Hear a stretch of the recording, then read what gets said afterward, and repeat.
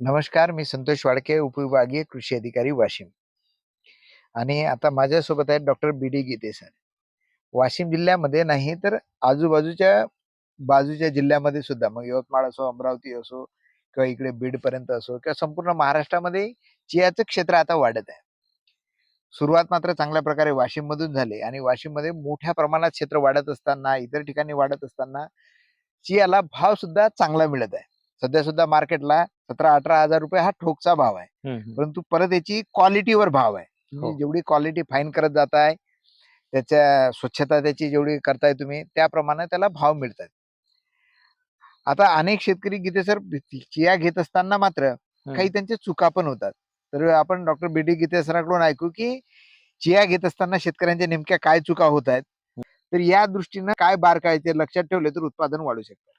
तर चिया पिकामध्ये साधारणपणे 2 ओळीतलं अंतर जे आहे, हां, हे साधारणपणे 60 सेंटीमीटर आपण ठेवलं पाहिजे बरोबर आहे. आणि 2 झाडातलं जे अंतर आहे, ते 10 ते 20 सेंटीमीटर समजा साधारणपणे 15 ते 20 सेंटीमीटर हां, ठेवायला पाहिजे.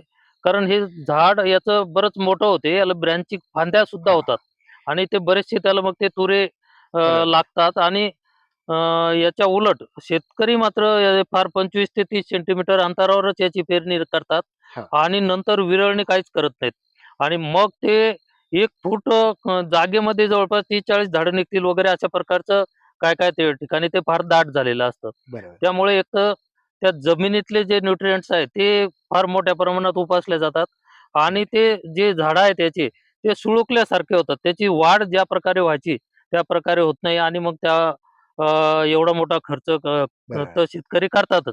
परंतु अपेक्षित उत्पादन जे भेटायला पाहिजे ते भेटत नाही. राइट. आता तुमचं हे पतलं झालंय चांगल्या प्रकारे. हां. तुम्ही सांगितलं त्या स्पेसिंगवर आहे. हां. तर खूप चांगली याने ब्रँचिंग केली. हो, हो. म्हणजे दिसायला असं वाटतं, की सामान्य शेतकऱ्याला खूप झाडं आहेत. हं, परंतु हं. नाही, हे एकच झाड आहे हो, हो, आणि हे हो. सगळी याची ब्रँचिंग आहे. बरोबर आहे. आणि प्रत्येक ब्रँचला हे तुरे लागतायत. हं. आता मात्र तुमची याची लांबी मोठी आहे. हं, 1 हं. फीट हं, किंवा हं. काही यांची 1 फीटच्या वर चाललेली आहे. हो, हो, हो. लागू शकते. हं, हं. आता हे चिया घेत असताना बऱ्याच जणांचा असा समज झाला, की याला काहीच फर्टिलायझर द्यायचे नाही किंवा हं, हं. कमी सोयीचं पीक आहे. हं, हं. तर त्या दृष्टीने काय सांगाल? म्हणजे याला खरोखर फर्टिलायझर नाही पाहिजे का द्यायला पाहिजे? नाही आता याच्यामध्ये कसं आहे फर्टिलायझर तर हां. याला देणं आवश्यक आहे. आपल्याला अपेक्षित उत्पादन जर घ्यायचं असेल, हो. ते तर याला खतं देणं आवश्यक आहे. मग याच्यामध्ये ते खतं देत असताना ते आपण रासायनिक मधून द्या किंवा सेंद्रिय मधून. हां. परंतु खतं देणं याला आवश्यक आहे याच्या व्यवस्थित वाढ होण्यासाठी बरं, आणि अपेक्षित उत्पादन भेटण्यासाठी. बरं. रासायनिक खत किती द्यावं लागेल याला?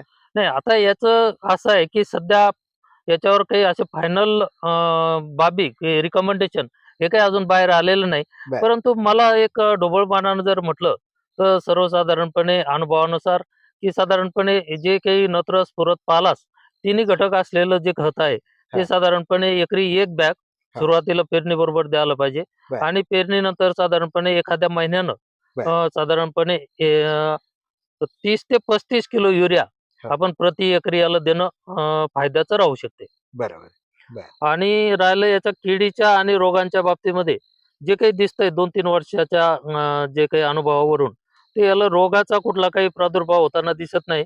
मात्र कीड विशेष करून व्हाईट फ्लाय, बरं. पांढरी माशीचा प्रादुर्भाव याला मोठ्या प्रमाणात होऊ शकतो आणि त्याच्यामुळं की जवळपास किंवा स्टरिलिटी मोझॅइक सारखा रोग हां. किंवा त्याची पानं आकासल्यासारखे होणं, पानं बारीक होणं, गुच्छ तयार होणं आणि त्याला फुलं आणि नंतर त्याच्यामध्ये दाणे न भरणं, अशा प्रकारचा प्रकार होऊ शकतो आणि म्हणून त्या पांढऱ्या माशीचं नियंत्रण, त्याचं प्रमाण पाहून हे त्या वेळेला करणं या राइट, पिकाच्या बाबतीमध्ये आवश्यक राहू राइट. शकते.